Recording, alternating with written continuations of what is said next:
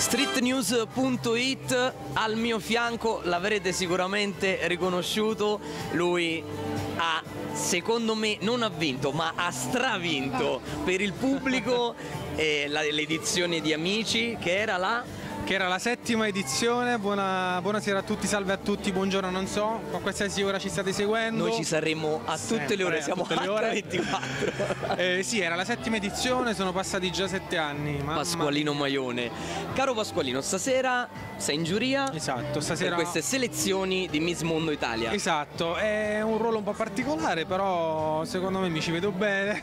Ti è già capitato in altre occasioni? Sì, mi è capitato in una tappa di Miss Italia qualche anno fa, e poi vabbè, concorsi canori, quindi cantanti eccetera, quindi in veste di giudice, insomma, mi piace.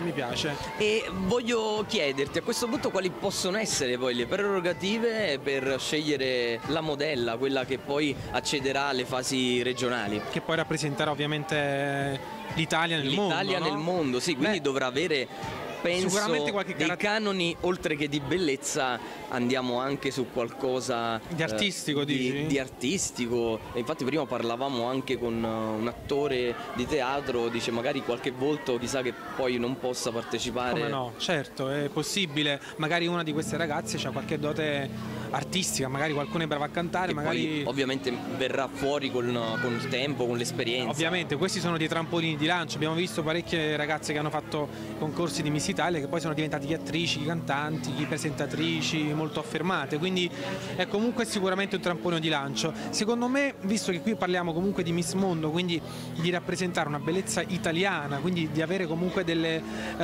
caratteristiche fisiche che riescono a inquadrare un po' l'Italia nel mondo, come in questo caso. E io, non lo so. ecco, qui ti dico quali sono per Pasqualino Maione le caratteristiche di avere la bellezza italiana.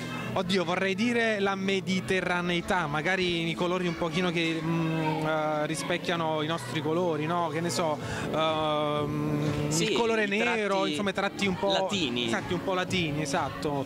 Magari però non vuol dire pure che ci sarà qualche bionda che magari è bella. Che poi comunque, certo, assolutamente. Però adesso vediamo un po', ci sarà da scegliere. Sarà tutto da scoprire. Esatto, sarà tutto un'edizione tutta da scoprire. Tutta da scoprire. Lo dire così perché magari fai capire a scoprire in che modo. No, certo. Ciao. Vabbè, ringraziamo Pasqualino Maione, streetnews.it. Ciao ragazzi.